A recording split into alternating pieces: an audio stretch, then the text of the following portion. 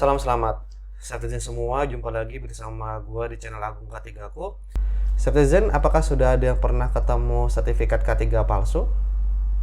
Yang mudah-mudahan Citizen tidak pernah lah ya untuk menemukan sertifikat K3 palsu.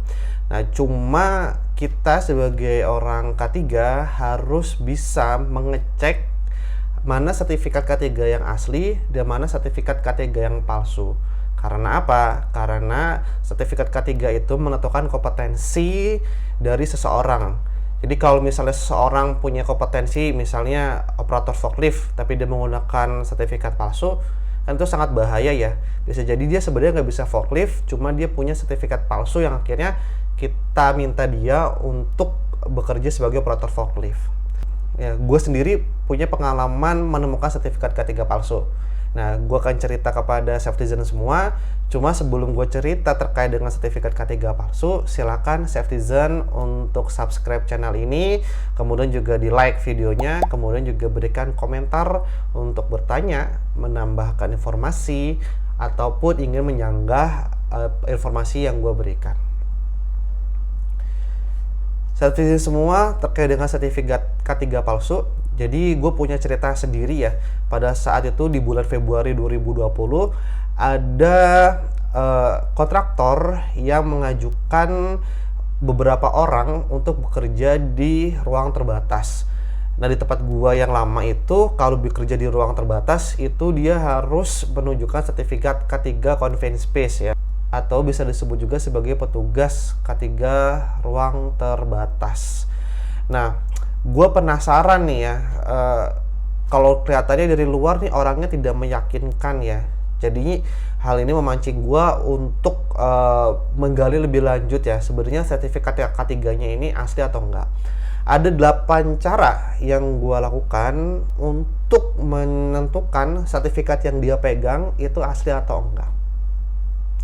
Cara yang pertama tentunya adalah dengan langsung bertanya kepada orangnya. Ya kalau bertanya langsung ya, misalnya kita bertanya, Bapak sertifikat K3-nya palsu atau enggak? Ya mungkin nggak akan menjawab secara jujur ya. Ya kalau misalnya ada orang yang ditanya sertifikat K3 palsunya asli atau enggak, dia jawab palsu secara jujur, ya itu jadi pertanyaan besar sih ya. Ya karena dia sudah menjadi pembohong sebenarnya dengan membuat sertifikat K3 palsu. Kok dia bisa jujur ketika ditanya apakah sertifikat K3-nya asli atau palsu? Nah, itu kemungkinan sangat kecil dia akan menjawab secara jujur. Ya, gue memancing dia untuk mengeluarkan pengetahuan-pengetahuannya basic ya di bidang sertifikat K3 yang dia punya. Nah, karena pada saat itu adalah terkait dengan sertifikat ruang terbatas, ya maka gue bertanya banyak terkait dengan ruang terbatas. Ya, dari pertanyaan-pertanyaan yang banyak itu ya ada beberapa pertanyaan yang sebenarnya pertanyaan basic yang harusnya orang yang pernah training di K3 ruang terbatas itu bisa menjawab dengan mudah. Ya seperti misalnya adalah berapa sih kandungan oksigen minimum, berapa sih kandungan oksigen maksimum, kemudian apa aja sih bahaya di ruang terbatas gitu. Kemudian bagaimana sih cara untuk evakuasi jikalau terjadi apa-apa di ruang terbatas. Nah, pada saat itu si empunya sertifikat itu tidak bisa menjawab dengan memuaskan ya buat gua ya. Ya jadi ya akhirnya gua tanya lagi, dan semakin ditanya ternyata dia semakin bingung gitu. Nah, itu udah jadi sebuah kecurigaan besar sebenarnya dari sikap dia, dari reaksi dia yang tidak meyakinkan itu. Sebuah tanda tanya besar apakah sertifikat K3-nya asli atau palsu. Jadi sertifikat K3-nya akhirnya gue pegang dan gue lakukan investigasi lebih lanjut. Nah, terkait dengan cara bertanya kepada orangnya langsung ini ya, ini sebenarnya bisa dilakukan untuk sertifikat K3 apapun itu ya. Misalnya ya sertifikat K3 pengelasan ya, kita bisa tanya aja, Pak, ada berapa tipe pengelasan sih Pak gitu, apa sih APD yang harus diterapkan dalam pekerjaan pengelasan, apa sih bahaya pengelasan gitu kan. Kemudian berapa hari trainingnya itu kita tanya aja bisa. Kemudian juga misalnya ada sertifikat K3 terkait dengan scaffolding. Ya kita bisa tanya kepada yang punya sertifikat K3 scaffolder ini ya. Kita bisa tanya struktur yang bagus ya, yang aman terkait dengan scaffolding itu seperti apa. Kemudian ya kita juga bisa tanya pengalaman bikin scaffoldingnya di mana aja. Ya kemudian juga kita bisa eh, minta dia untuk melakukan perhitungan beban di scaffolding. Itu kan sebenarnya pertanyaan-pertanyaan standar. Ya, kemudian juga misalnya ada sertifikat terkait dengan alat angkat dan angkut, ya itu kita juga bisa tanyakan gitu ya, misalnya apa aja sih prinsip-prinsip keselamatan yang perlu diterapkan ketika angkat dan angkut, apa bahayanya, kemudian apa sih regulasi-regulasi yang diketahui, dan lain-lainnya.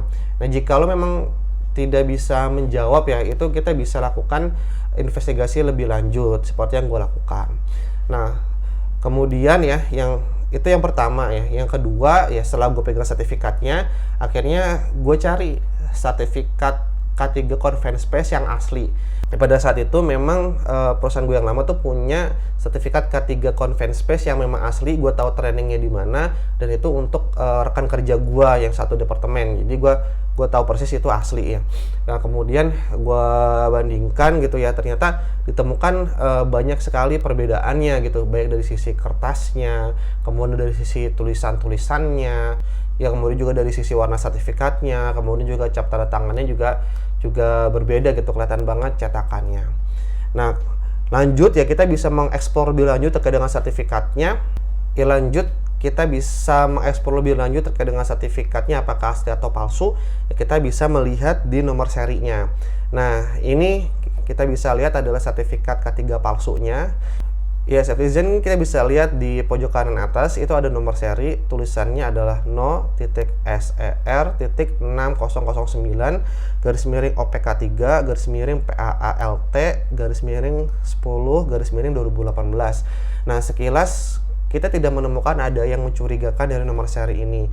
Cuman kalau kita teliti baik-baik dan kita bandingkan dengan sertifikat asli, kok kode yang ada dalam nomor seri itu kok berbeda ya dengan sertifikat asli. Nah, di sini kodenya adalah PAA-LT. Sementara untuk Confined Space, setelah gue bandingkan dengan sertifikat rekan kerja gue yang gue jamin asli ya, itu kodenya adalah PK3-CSU. Nah, kemudian gue cari-cari lagi, ternyata untuk kode PAA-LT itu adalah untuk pesawat angkat dan angkut. Nah, ini sungguh sangat lucu sekali ya. Masa iya sertifikat terkait dengan Confined Space tapi terdaftar sebagai sertifikat untuk pesawat angkat dan angkut. Nah, ini pastinya ini sudah memperkuat ya kecurigaan gue bahwa sertifikat ini adalah palsu. Nah, untuk rekan-rekan Citizen yang lain ya, jika ingin mengetahui kode-kode dalam nomor seri, nih yang gua tahu ya sejauh ini adalah untuk sertifikat ahli K3 umum itu adalah AK3-U, kemudian untuk auditor SMK3 itu kode serinya adalah A-SMK3, kemudian untuk scaffolding ya, untuk scaffolder maksud saya, kode serinya adalah SPV-SCAF. Kemudian untuk pesawat angkat dan angkut tadi adalah PAA-LT.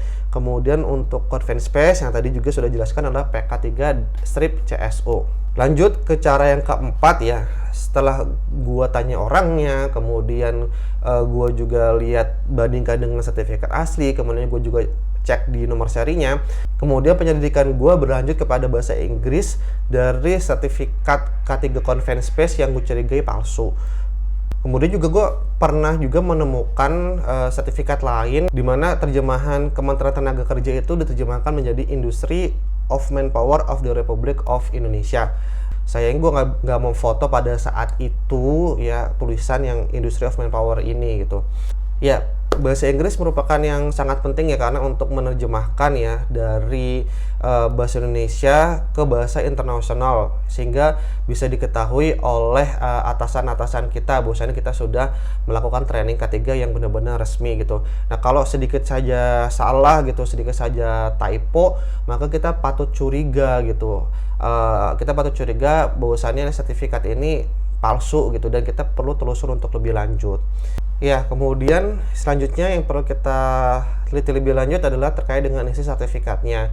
Kita harus baca lagi, dan pada saat itu ya, dengan gue membaca isi sertifikat, gue pernah menemukan adanya Permenaker 9/2010 yang digunakan sebagai dasar hukum untuk operator K3 Confined Space. Nah, tentunya ini sangat nggak nyambung ya, karena Permenaker nomor 9 tahun 2010 itu adalah Permenaker ya yang mengatur terkait dengan pesawat angkat dan angkut. Nah, ini sepertinya yang membuat sertifikat ini memodifikasi sertifikat K3-nya itu dari sertifikat angkat dan angkut ya, karena tadi dari kodenya itu masih PAA, kemudian dari regulasinya juga masih Permenaker 9 tahun 2010. Kemudian juga selanjutnya kita bisa melihat di bagian belakang sertifikat. Karena kalau kita bandingkan dengan sertifikat yang asli ya, sertifikat yang palsu itu dia tidak memiliki jam pelajaran ya. Jadi harusnya di sertifikat K3 itu ketika kita balik itu akan menjelaskan berapa jam pelajaran yang ditempuh gitu. Kemudian apa aja materinya. Nah, itu bisa jelas di situ gitu. Tapi kalau sertifikat K3 yang palsu ya dia hanya depannya aja. Nah, dengan data-data seperti itu sebenarnya sudah cukup ya untuk membuktikan bahwasannya sertifikat ini palsu. Nah, hanya saja kalau mau kita lebih yakin ya, kita bisa kontak dengan perusahaan jasa K3 yang melakukan training. Jadi biasanya di sertifikat K3 itu ada penyelenggara trainingnya, yaitu siapa. Kita bisa kontak. Nah, kadang yang membuat sertifikat itu asal mencantumkan nama aja ya, jadi dia itu sama sekali tidak ada hubungannya dengan PJK3. Jadi kalau kita telepon PJK3-nya gitu ya, pasti PJK3 juga bingung gitu, dan juga mereka bisa konfirmasi bahwasannya atas nama si A tidak pernah ikut training apapun di PJK3 dia gitu.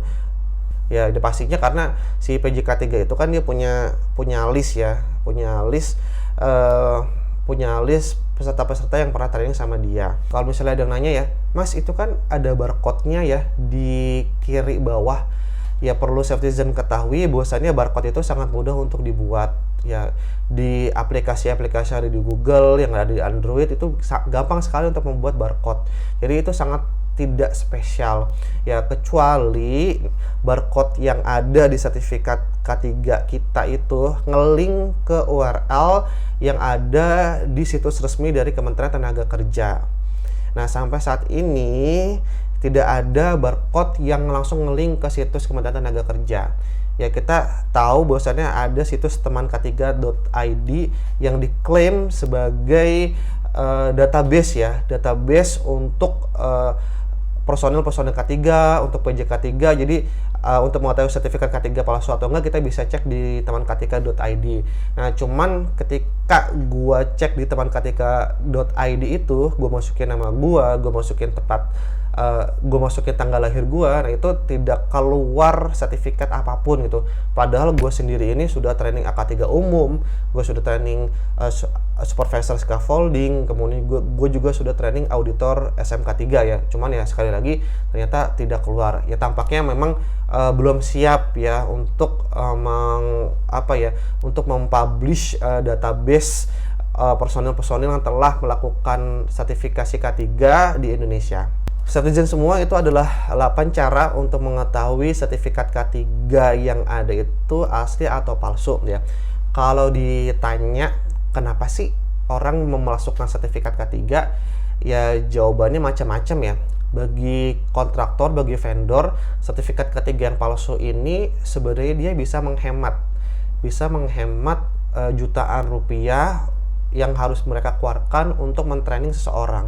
Ya karena bagi vendor, bagi kontraktor untuk mentraining seseorang itu mungkin butuh effort yang sangat tinggi ya, terlepas dari uang yang harus disiapkan ya. Di sisi lain juga terkait dengan si orang itu ya bisa keluar kapanpun gitu, bisa kabur ya, dalam tanda kutip bisa kabur kapanpun dengan membawa sertifikat gitu. Kemudian juga ada alasannya adalah terkait dengan waktu, karena training K3 itu kan bisa seminggu, bisa 2 minggu, sementara pekerjaannya itu butuh cepat gitu ya. Adanya gap ya antara waktu training dengan waktu yang tersedia ya, ini kadang mendorong vendor, mendorong kontraktor ya udah untuk cepatnya buat aja deh sertifikat palsu gitu. Kemudian juga kadang-kadang ini bukan masalah vendor, ini bukan masalah kontraktor ya. Ini kadang juga masalah individu ya, individu dari seorang ahli K3 palsu itu gitu, karena dia ini pengen kerja cepat gitu. Dia ini ingin dapat duit lebih banyak gitu, tapi dia tidak mengerti esensi dari kompetensi K3. Ya, jadi dia udah buat sertifikat K3 palsu aja. Nah, padahal ada bahaya dalam kita menggunakan sertifikat K3 palsu ini. Yang pertama, sertifikat K3 palsu ya tentunya kita akan menceburkan dalam tanda kutip ya orang yang sebenarnya nggak berkompeten dalam bidang K3 ya, dalam bidang K3 tertentu untuk melakukan sesuatu hal yang sangat berbahaya untuk dirinya. Nah, tidak hanya berbahaya pada dirinya, tapi juga berbahaya kepada tempat kerjanya. Ya, kita bisa bayangkan misalnya ada seorang petugas operator alat angkat dan angkut ya, dia menggunakan sertifikat palsu. Ya, dia ngangkat material gitu ya ke ketinggian tertentu gitu. Nah, karena dia nggak kompeten, karena dia menggunakan sertifikat K3 palsu ya, akhirnya ya dia salah gitu ya dalam melakukan aktivitas pengangkatan, kemudian akhirnya jatuh. Nah, ketika jatuh ini tentunya barang yang mau diangkat kemudian jatuh ini kan rusak ya. Ini kan juga membuat masalah ya bagi perusahaan yang barangnya diangkat ya. Atau juga misal kalau jatuh kemudian nimpa orang gitu, nah itu kan sangat berbahaya. Nanti bisa diusut oleh kepolisian. Dan memang pernah juga kejadian ya terkait dengan sertifikat K3 ini diusut sama kepolisian. Jadi jangan sampai kita macam-macam ya sama sertifikat K3 ini. Tuh. Terkait dengan bahaya penggunaan sertifikat K3 palsu, tadi yang pertama adalah menimbulkan bahaya untuk sendiri dan untuk lingkungan. Kemudian yang kedua juga kita bisa mendapatkan pidana ya. Kita mendapatkan pidana karena ya tadi yang gue bilang ya, pernah ada ya pengusutan dari kepolisian terkait dengan penggunaan sertifikat K3 gitu. Apalagi kalau sampai terjadi kecelakaan, pasti akan diusut ini sertifikat K3 dari mana gitu, siapa sih yang mengizinkan untuk melakukan aktivitas itu. Kemudian juga terkait dengan bisnis ya, terkait dengan bisnis juga sangat berbahaya sekali karena bisa merusak kepercayaan antara vendor dengan perusahaan owner gitu. Kalau si vendor ini memasukkan, kemudian owner ini akhirnya tidak percaya lagi sama si vendor gitu karena dianggap tidak jujur, si vendor ini bisa di blacklist ya dari daftar vendor yang ada untuk si perusahaan owner itu. Safety semua, jadi itu adalah 8 cara untuk mengetahui sertifikat K3 yang palsu. Jika Safety punya pengalaman terkait dengan sertifikat K3 palsu ya, cuma caranya belum gue sebutkan tadi, silakan ketik di kolom komentar untuk menambahkan ilmu ya terkait dengan identifikasi sertifikat K3 palsu. Kemudian juga jika Safety suka sama video ini, jangan lupa untuk like dan jangan lupa untuk di subscribe untuk mendapatkan video-video ilmu-ilmu K3 yang lain yang insya Allah bermanfaat untuk Safety semua. Gua Agung K3ku, salam selamat.